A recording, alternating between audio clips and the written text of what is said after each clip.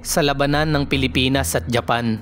Isang veteranong kababayan natin at former world titleist na si Froilan the Sniper Saludar. Wagi sa katatapos lang na laban na ginanap sa Ariake Arena, Japan.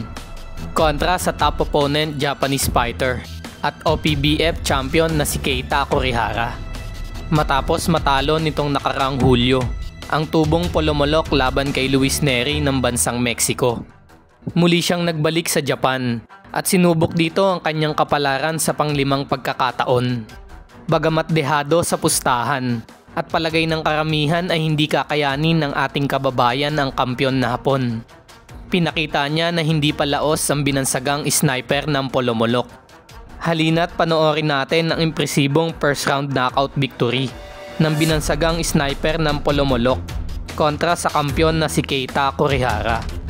Halos hindi man lang pinagpawisan ng ating kababayan sa bakbakang ito.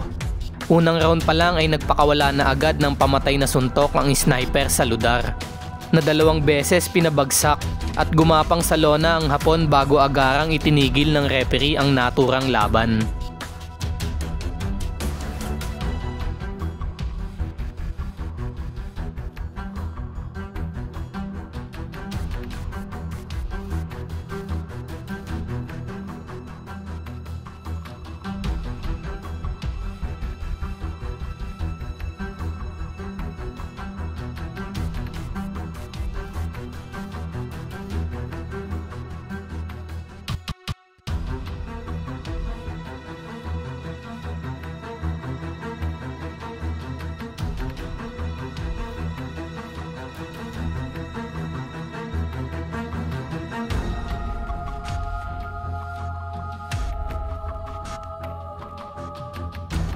Dahil sa matagumpay na pagkapanalo ni Froilan Saludar, nasungkit niya ang titulong Oriental and Pacific Boxing Federation sa Bantamweight Division via first round technical knockout.